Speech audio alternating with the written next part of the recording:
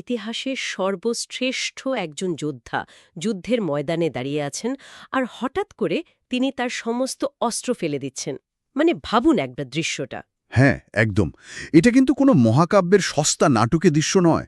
Right, এটা একটা নিখুঁত সাইকোলজিক্যাল ব্রেকডাউন বা মনস্তাত্ত্বিক পতনের চিত্র। দীর্ঘদিনের প্রস্তুতি, বছরের পর বছর ধরে করা পরিকল্পনা, আর ঠিক যখন প্রথম তীরটি ছোড়া হবে, সেনাপতি পিছু হটছেন। আর এটা কিন্তু সাধারণ কোনো শারীরিক ক্লান্তি নয়। এটি মানুষের মনের ভেতরে চলা এক ভয়াবহ অন্তর্দ্বন্দ্বের চূড়ান্ত বহিঃপ্রকাশ। একদম তাই। আর আমাদের আজকের এই বিশদ আলোচনায় আমরা ঠিক এই জায়গাটিতেই ফোকাস করব। আমাদের আলোচনার ভিত্তি হল ইসকনের অনুবাদ করা শ্রীমদ্ ভগবদ্গীতা যথাযথর প্রথম অধ্যায়। হ্যাঁ, যেটাকে বিষাদযোগ বলা হয়। আর এই অন্তর্দ্বন্দ্বের শারীরভিত্তীয় এবং মনস্তাত্ত্বিক অ্যানাটমি বোঝাটা অত্যন্ত জরুরি। ঠিক, কারণ আমরা সাধারণত বীরদের একটা নির্দিষ্ট ফ্রেমে দেখতে অভ্যস্ত, তাই না? তারা অজেয়, তারা ভয়হীন। কিন্তু এই সুনির্দিষ্ট দৃশ্যটি সেই প্রচলিত ধারণাকে ভেঙে দেয়। এটি আমাদের এমন এক বাস্তবতার সামনে দাঁড়ায় যেখানে চরম পেশাদারিত্ব এবং গভীর ব্যক্তিগত আবেগের মধ্যে এক ভয়ঙ্কর সংঘর্ষ তৈরি হয়। হুম। আর আজকের এই ডিপ ডাইভের মূল মিশন হল সেটাই। একটি প্রাচীন যুদ্ধক্ষেত্রের প্রেক্ষাপটে সেই মহাবীরের মানসিক পতন, তার পেছনে লুকিয়ে থাকা স্নায়ুবিক চাপ আর তার মনস্তাত্ত্বিক যুক্তিগুলোর একেবারে গভীরে প্রবেশ করা। তো চলুন বিষয়টা একটু ভেঙে দেখা যাক। অবশ্যই। তবে মনস্তাত্ত্বিক পতনটি কিন্তু হঠাৎ করে শূন্য থেকে তৈরি হয়নি। এর শেকড় বুঝতে হলে আমাদের যুদ্ধের প্রেক্ষাপট এবং দুই শিবিরের মানসিক অবস্থার একেবারে শুরুতে ফিরে যেতে হবে। হ্যাঁ, মানে পুরো ঘটনাটির কেন্দ্রবিন্দু হচ্ছে কুরুক্ষেত্র নামক স্থানটি। আর সোর্স মেটেরিয়াল বা এই গ্রন্থের শুরুটাই হচ্ছে রাজা ধৃতরাষ্ট্র এবং সঞ্জয়ের একটি কথোপকথনের মাধ্যমে। রাজা ধৃতরাষ্ট্র সঞ্জয়কে জিজ্ঞাসা করছেন, ধর্মক্ষেত্র কুরুক্ষেত্রে সমবেত হয়ে তার নিজের পুত্ররা এবং পাণ্ডুর পুত্রেরা কি করল? রাইট, এখানে একটা শব্দ খুব চুপচে তোলার মতো, ধর্মক্ষেত্র। ধৃতরাষ্ট্র জন্মান্ধ ছিলেন, কিন্তু সোর্স মেটেরিয়ালের বিশ্লেষণ বলছে তিনি আসলে আধ্যাত্মিক বা নৈতিকভাবেও অন্ধ ছিলেন। একদম সঠিক পয়েন্ট। তিনি জানতেন তার ছেলেরা ন্যায়ের পথে নেই। সেই জায়গা থেকে এই ধর্মক্ষেত্র বা পবিত্র তীর্থস্থানের প্রভাব নিয়ে তার ভেতরে একটা প্রবল নিরাপত্তাহীনতা কাজ করছিল। মানে এই নিরাপত্তাহীনতার মনস্তাত্ত্বিক কারণটা বেশ আকর্ষণীয়, তাই না? হ্যাঁ, কারণ প্রাচীনকাল থেকেই কুরুক্ষেত্র একটি পবিত্র স্থান। ধৃতরাষ্ট্রের ভেতরে একটি গভীর কগনিটিভ ডিসোনেন্স বা মানসিক টানাপোড়ন কাজ করছিল।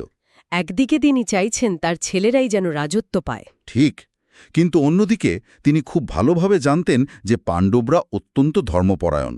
তার ভয় ছিল যে এই পবিত্র ভূমির একটা পারিপার্শ্বিক প্রভাব হয়তো পাণ্ডবদের আত্মবিশ্বাস বাড়িয়ে দেবে আর তার ছেলেদের মনোবল ভেঙে দেবে। তিনি তার নিজের পুত্রদের কৌরব বা মূল উত্তরাধিকারী হিসেবে চিহ্নিত করছেন, আর পাণ্ডুর পুত্রদের সম্পূর্ণ আলাদা গোষ্ঠী হিসেবে দেখছেন। বিভাজনের এই মানসিকতা থেকেই মূলত তার ভেতরের ভয়ের উৎপত্তি। আর মজার বিষয় হল, পিতার এই অবচেতন ভয়টি তার পুত্র দুর্যোধনের মধ্যেও খুব চমৎকারভাবে সংক্রমিত হয়েছিল। সোর্স থেকে জানা যায়, দুর্যোধন যখন পাণ্ডবদের সৈন্যসজ্জা দেখলেন তখন তিনি সরাসরি তার সেনাপতি আচার্য দ্রোণের কাছে ছুটে গেলেন। হ্যাঁ, আর তিনি দ্রোণকে গিয়ে মূলত ধৃষ্টদ্যুম্নের কথা মনে করিয়ে দিলেন। ধৃষ্টদ্যুম্ন হচ্ছে সেই শিষ্য যাকে দ্রোণাচার্য নিজেই যুদ্ধবিদ্যা শিখিয়েছেন। অথচ এই ধৃষ্টদ্যুম্ন জন্মেছে দ্রোণকে হত্যা করার জন্যই। দুর্যোধনের এই পদক্ষেপটি তার রাজনৈতিক চতুরতার একটি অসাধারণ উদাহরণ। কিন্তু একই সাথে এটি তার চরম ভয়েরও বহিঃপ্রকাশ। রাইট, দুর্যোধন মূলত দ্রোণাচার্যের অতীতের একটি ভুল বা দুর্বলতার কথা তাকে মনে করিয়ে দিয়ে পরোক্ষভাবে সতর্ক করছিলেন। সে বোঝাতে চাইছিল, আপনার শেখানো বিদ্যা ব্যবহার করেই তারা আজ কত নিখুঁত সেনাব্যূহ তৈরি করেছে। ব্যাপারটা অনেকটা আধুনিক কর্পোরেট জগতের সেই নার্ভাস লিডারদের মতো, মানে যারা বড় কোনো সংকটের সামনে পড়লে নিজেদের ভেতরের প্রবল আতঙ্কটাকে ঢাকতে খুব তাড়াতাড়ি করে অন্যদের ভুলগুলো মনে করিয়ে দিতে শুরু করে। অসাধারণ একটা উপমা দিয়েছেন। দুর্যোধনের পক্ষে পিতামহ ভীষ্মের মতো অজেয় সেনাপতি ছিলেন, দ্রোণাচার্যের মতো গুরু ছিলেন। হ্যাঁ, একটা বিশাল সেনাবাহিনী ছিল, কিন্তু এত বাহ্যিক শক্তির প্রদর্শনীর পরও পাণ্ডবদের ওই সুশৃঙ্খল সেনাবাহু দেখে তার ভেতরে যে মহাভয়ের সঞ্চার হয়েছিল তা সে আগ্রাসী কূটনীতির আবরণে ঢাকার চেষ্টা করছিল। সোর্স ম্যাটেরিয়ালের মনস্তাত্ত্বিক বিশ্লেষণ এখানে চমৎকার একটা পয়েন্ট তুলে ধরছে। দুর্যোধন ক্রমাগত তার নিজের পক্ষের বড় বড় যোদ্ধাদের নাম নিচ্ছিল। সে ভীষ্মের বীরত্বের প্রশংসা করছিল। মনোবিজ্ঞানের ভাষায় একে বলা যায় ওভার কম্পেনসেশন বা অতিরিক্ত ক্ষতিপূরণের চেষ্টা।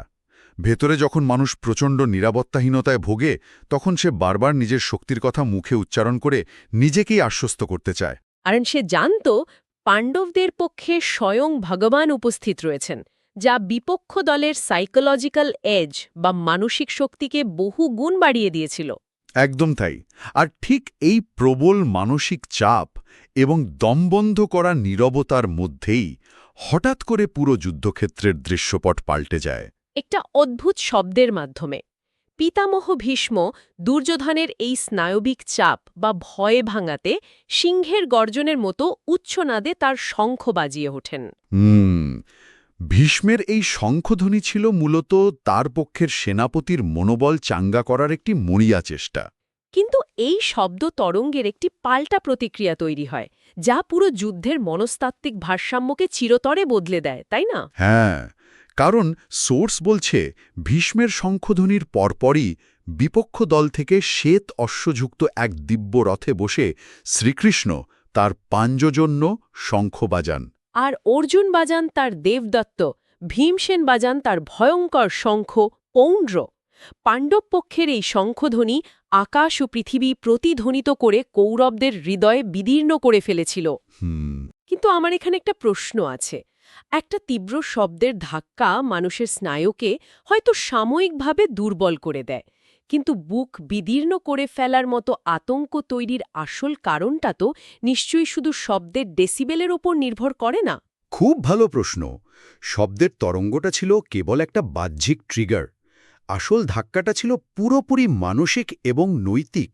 আচ্ছা, সোর্স ম্যাটেরিয়াল এই দুই পক্ষের শঙ্খধ্বনির পার্থক্যের একটি দার্শনিক ব্যাখ্যা দেয়। ভীষ্ম যখন শঙ্খ বাজালেন তখন পাণ্ডবদের বুক কিন্তু ভয়ে কেঁপে ওঠেনি। রাইট। কিন্তু পাণ্ডবদের শঙ্খধ্বনিতে কৌরবদের হৃদয় টুকরো টুকরো হয়ে যাওয়ার কারণ হল অপরাধবোধের ভার। একদম। অন্যায়ের নিজস্ব একটা মনস্তাত্ত্বিক বোঝা থাকে, যারা নিজেদের নৈতিকভাবে সঠিক বলে বিশ্বাস করে এবং সোর্সের দর্শন অনুযায়ী পরম সত্তার প্রতি শরণাগত থাকে। তাদের ভেতরে একটা সাইকোলজিক্যাল ইনভালনারেবিলিটি বা মনস্তাত্ত্বিক অভেদ্যতা তৈরি হয়। মানে কৌরবরা অবচেতনভাবে জানত যে তাদের অবস্থান ন্যায়ের পক্ষে নয়। ফলে যখন তারা পাণ্ডব পক্ষের সেই সম্মিলিত আত্মবিশ্বাসী শঙ্খধ্বনি শুনল তখন তাদের অবচেতনে লুকিয়ে থাকা সেই অপরাধ বোধটাই সামনে চলে আসে। আর অবশ্যম্ভাবী পরাজয় ভয়টাই একবারে রিয়ালিটি চেক হিসেবে কাজ করে। সত্যিই তাই। আর এই রিয়ালিটি চেকের পর আমরা এমন একটা দৃশ্যে প্রবেশ করি যা গোটা ন্যারেটিভের মোড় ঘুরিয়ে দেয়। অর্জুন তার পরম সারথি শ্রীকৃষ্ণকে নির্দেশ দেন সেনয়োর উভয়ের মধ্যে রথং স্থাপয় মে হচ্যুত, অর্থাৎ উভয় পক্ষের সৈন্যদের মাঝখানে রথ স্থাপন করতে। এই জায়গাটিতে শ্রীকৃষ্ণের ভূমিকা অত্যন্ত গুরুত্বপূর্ণ। সোর্সে শ্রীকৃষ্ণকে ঋষিকেশ অর্থাৎ সমস্ত ইন্দ্রিয়ের অধীশ্বর বলা হয়েছে। তিনি অর্জুনের মনের ভেতরে দ্বন্দ্ব বুঝতে পারছিলেন। রথটিকে তিনি যত্রতত্র থামাননি। হ্যাঁ, তিনি রথটি নিয়ে গিয়ে ঠিক পিতামহ ভীষ্ম এবং আচার্য দ্রোণের সামনে দাঁড় করান। এটা কিন্তু বেশ অবাক করার মতো একটা কৌশল। কেন মনে হচ্ছে আপনার এমনটা? কারণ শ্রীকৃষ্ণ তো জানতেন অর্জুন এই ভীষ্ম এবং দ্রোণকে কতটা সম্মান করেন, তাদের প্রতি তার ব্যক্তিগত আবেগ কতটা গভীর। তাহলে তিনি কেন রথটি ঠিক তাদের সামনেই রাখলেন? এটা দেখে মনে হচ্ছে যেন একজন থেরাপিস্ট তার রোগীকে ইচ্ছাকৃতভাবে ঠিক সেই ট্রমার সামনে এনে দাঁড় করাচ্ছেন যেখান থেকে রোগীর সবচাইতে বড় মানসিক ব্রেকডাউনটি হতে পারে। থেরাপিস্টের এই মেটাফোরটি এখানে অত্যন্ত প্রাসঙ্গিক। সোর্স মেটেরিয়ালের দার্শনিক কাঠামো অনুযায়ী রোগ সারাতে হলে আগের রোগের লক্ষণগুলোকে পুরোপুরি সারফেসে বা বাইরে আনতে হয়। আচ্ছা, মানে ভেতর থেকে টেনে বের করতে হয়। ঠিক। শ্রীকৃষ্ণ অর্জুনকে বললেন, দেখ পার্থ, সমবেত ধার্তরাষ্ট্রগণ, এই একটি কথার মাধ্যমেই তিনি অর্জুনের অবচেতনে থাকা আত্মীয়তার মোহ এবং জাগতিক টানগুলোকে সরাসরি চ্যালেঞ্জ করলেন। তিনি অর্জুনকে তার নিজের দুর্বলতার আয়নার সামনে দাঁড় করিয়ে দিলেন, যাতে অর্জুন বুঝতে পারেন তার ভেতরের আসল লড়াইটা কার সাথে। আর রথ মাঝখানে থামার পর অর্জুন যখন সেই আয়নায় নিজের বাস্তবতাকে দেখলেন, তখন তার পেশাদারিত্ব মুহূর্তের মধ্যে ধ্বংস হয়ে গেল। অর্জুন বিপক্ষ দলে দেখতে পেলেন তার পিতৃব্য, পিতামহ, আচার্য, মাতুল, ভাই, পুত্র, পৌত্র এবং বন্ধুদের। যাদের কোলে পিঠে চড়ে সে বড় হয়েছে, যাদের সাথে সে বিদ্যা শিখেছে, তাদের রক্তেই তাকে এই যুদ্ধক্ষেত্র রাঙাতে হবে। এই উপলব্ধি তার পুরো স্নায়ুতন্ত্রকে অকেজো করে দেয়। সোর্স গ্রন্থে এই মুহূর্তের শারীরিক লক্ষণগুলো অত্যন্ত নিখুঁতভাবে বর্ণনা করা হয়েছে। অর্জুন বলছেন, তার সমস্ত অঙ্গপ্রত্যঙ্গ অবশ হয়ে আসছে, মুখ শুকিয়ে যাচ্ছে, সারা শরীরে কাঁটা দিয়ে উঠছে। তার হাত থেকে তার বিশ্ববিখ্যাত ধনুক গান্ডীব খসে পড়ছে এবং ত্বক যেন আগুনে জ্বলছে। তিনি আত্মবিস্মিত হয়ে যাচ্ছেন। আধুনিক চিকিৎসা বিজ্ঞানের ভাষায় এগুলো হচ্ছে ফাইট অর ফ্লাইট মেকানিজমের একটি চরম পর্যায়, যেখানে মানুষের মস্তিষ্ক ফ্রিজ বা স্থবির হয়ে যায়। অ্যাড্রেনালিন এত বেশি মাত্রায় খরিত হয় যে পেশি তার নিয়ন্ত্রণ হারিয়ে ফেলে, যার কারণে হাত থেকে ধনুক খসে পড়ে। একদম। অত্যন্ত ধূর্ত এবং পেশাদার কর্পোরেট লয়ার, যিনি বড় বড় কোম্পানির হয়ে আইনি লড়াই জেতার জন্য বিখ্যাত। আচ্ছা। তিনি একটি মাল্টিবিলিয়ন ডলারের কেস লড়ছেন একটি কেমিক্যাল ফ্যাক্টরির পক্ষে। কিন্তু ট্রায়ালের ঠিক আগের দিন তিনি আবিষ্কার করলেন ওই ফ্যাক্টরি থেকে নির্গত বিষাক্ত বর্জ্য যে নদীতে ফেলা হচ্ছে, সেটি আর কোথাও নয়, তার নিজের জন্মস্থানের নদী। ওয়াও, মানে যে নদীর পানি তার নিজের পরিবারের সদস্যরা পান করছে। রাইট, তার ভাই ভাতিজারা ওই নদীর পানি পান করছে। সেই মুহূর্তে তার সমস্ত আইনি দক্ষতা, কর্পোরেট লয়্যাল্টি আর পেশাদারিত্ব ধসে পড়বে। তার পেশাদারিত্ব এবং তার শেকড়ের মধ্যে যে ভয়াবহ সংঘর্ষ তৈরি হবে, তা তাকে মানসিকভাবে পঙ্গু করে দেবে। একদম। কুরুক্ষেত্রের মাঝখানে দাঁড়িয়ে অর্জুনের ঠিক সেই অবস্থাই হয়েছিল। এই কর্পোরেট লয়ারের তুলনাটি অর্জুনের অবস্থার সাথে দারুণভাবে মিলে যায়, কারণ এখানে পেশাগত দায়িত্বের সাথে ব্যক্তিগত সত্তার সরাসরি সংঘাত হচ্ছে। হ্যাঁ। তবে সোর্স ম্যাটেরিয়াল এই অবস্থার একটি দার্শনিক কারণ ব্যাখ্যা করে। এটিকে বলা হয়েছে দেহাত্মবুদ্ধি। মানে নিজের পরিচয়কে কেবল এই নশ্বর শরীর এবং শরীরের সাথে যুক্ত সম্পর্কগুলোর মধ্যে সীমাবদ্ধ করে ফেলা। ঠিক ধরেছেন।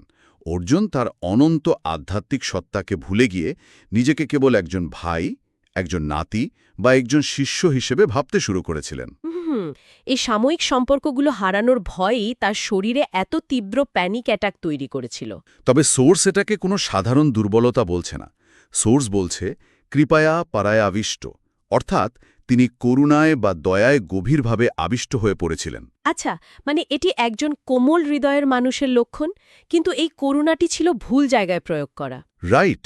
এই তীব্র আবেগের ধাক্কা সামলাতে না পেরে অর্জুন শুধু অস্ত্রই ফেলে দেননি, তিনি যুদ্ধ না করার সপক্ষে অত্যন্ত সুচিন্তিত, শক্তিশালী কিছু সমাজতাত্ত্বিক এবং নৈতিক যুক্তি দাঁড় করান। হ্যাঁ, তিনি মূলত তার এই ইমোশনাল ব্রেকডাউনটাকে লজিক দিয়ে জাস্টিফাই করার চেষ্টা করছিলেন। অর্জুনের যুক্তিগুলো ছিল সমাজের বৃহত্তর স্বার্থ এবং কাঠামোর কথা মাথায় রেখে তৈরি করা।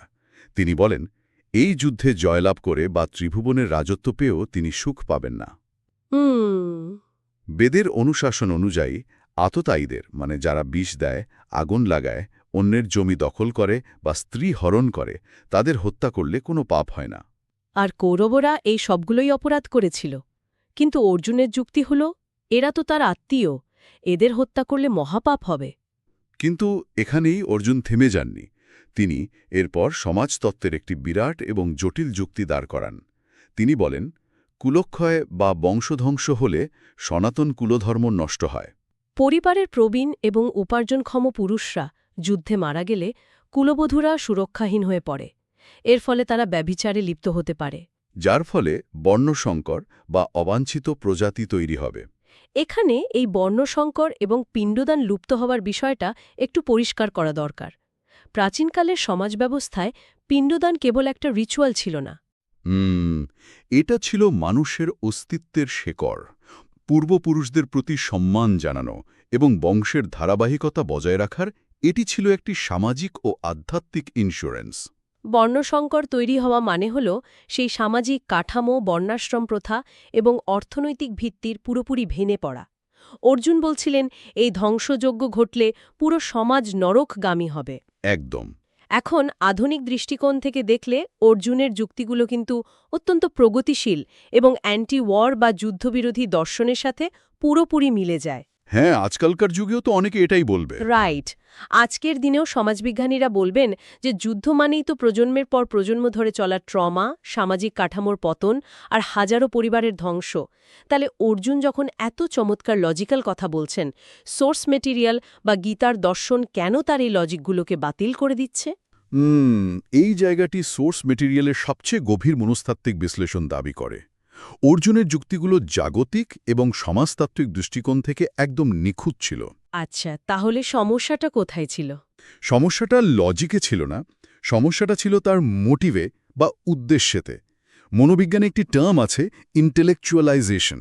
ইন্টেলেকচুয়ালাইজেশন? হ্যাঁ, মানুষ যখন চরম মানসিক আঘাত বা ভয় থেকে বাঁচতে চায়, তখন সে নিজের ইমোশনটাকে ঢাকার জন্য অত্যন্ত উচ্চমার্গের ফিলসফি বা লজিকের আশ্রয় নেয়। ও, বুঝতে পেরেছি।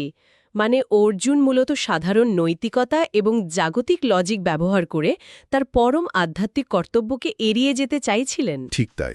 একজন ক্ষত্রিয় বা যোদ্ধার বৃহত্তর দায়িত্ব হল অন্যায়ের বিরুদ্ধে দাঁড়ানো, তা সেই অন্যায়কারী যেই হোক না কেন। কিন্তু অর্জুন সেই বৃহত্তর ন্যায়ের প্রতিষ্ঠার কথা ভুলে গিয়ে কেবল আমার পরিবার, আমার ভাই, আমার গুরু, এই আমার শব্দটার গণ্ডিতে আটকে পড়েছিলেন। সোর্স মেটেরিয়ালের মতে তিনি ভাবছিলেন তিনিই কর্তা, তার যুদ্ধ না করার সিদ্ধান্তের ওপরেই সবার জীবনমৃত্যু নির্ভর করছে। রাইট। তিনি ভগবানের বৃহত্তর পরিকল্পনায় নিজেকে কেবল একটি নিমিত্ত বা মাধ্যম হিসেবে দেখতে ব্যর্থ হচ্ছিলেন। ছিল অর্জুন নিজের স্বজনদের রক্তপাতের বিনিময়ে পাওয়া রাজত্ব বা সুখকে প্রত্যাখ্যান করছিলেন, যেটা বাহ্যিকভাবে অত্যন্ত মহৎ মনে হলেও সোর্সের আধ্যাত্মিক দৃষ্টিকোণ থেকে এটি ছিল মোহের প্রকাশ। একদম। তিনি নিজের বিবেকের কাছে, নিজের আবেগের কাছে ভালো থাকতে চাইছিলেন, বৃহত্তর সত্যের জন্য আত্মত্যাগ করতে প্রস্তুত ছিলেন না। সোর্স মেটেরিয়াল ঠিক এই কথাটি বলছে। তিনি জাগতিক বইয়ের পাতা খুলে একটি মহাজাগতিক এবং আধ্যাত্মিক সংকটকে বিচার করার চেষ্টা করছিলেন। যখন মানুষের নিজস্ব আইডেন্টিটি বা অহংকার খুব প্রবল থাকে, তখন সে নিজের ক্ষুদ্র লজিক দিয়ে পুরো মহাবিশ্বের বিচার করতে চায়। অর্জুন ঠিক সেই ফাঁদেই পড়েছিলেন। এই সমস্ত সমাজতাত্ত্বিক যুক্তি, প্রবল ব্যক্তিগত আবেগ আর শরীরের ভেতরের স্নায়বিক টানাপোড়েনের ভার সইতে না পেরে অর্জুন অবশেষে সেই চূড়ান্ত সিদ্ধান্তটি গ্রহণ করেন। প্রথম অধ্যায়ের একেবারেই শেষ শ্লোকে আমরা দেখি সঞ্জয় ধৃতরাষ্ট্রকে জানাচ্ছেন যে অর্জুন শোকাচ্ছন্ন চিত্তে তার ধনুর্বাণ ত্যাগ করে রথের ওপর বসে পড়লেন। হ্যাঁ, তিনি ঘোষণা করলেন, প্রতিরোধরহিত ও নিরস্ত্র অবস্থায় আমাকে যদি শস্ত্রধারী কৌরবরা যুদ্ধে বধও করে, তাহলেও আমার অধিকতর মঙ্গলই হবে। তিনি মূলত তার নিজের সম্পূর্ণ সত্তাকে, তার সমস্ত ক্ষোভ ও জ্ঞানকে সেই বিষাদের কাছে সমর্পণ করে দিলেন। এই দৃশ্যটি অত্যন্ত রূপক।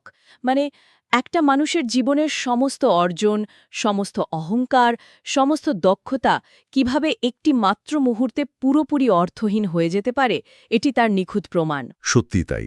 আমাদের আধুনিক জীবনের সাথে যদি একে মেলাই, তাহলে প্রতিটি মানুষের জীবনেই এমন একটি কুরুক্ষেত্র তৈরি হয়, কখনো কর্পোরেট ডিসিশন মেকিংয়ে, কখনো সম্পর্কের টানাপোড়েনে, বা কখনো নিজস্ব মূল্যবোধের লড়াইয়ে। একদম।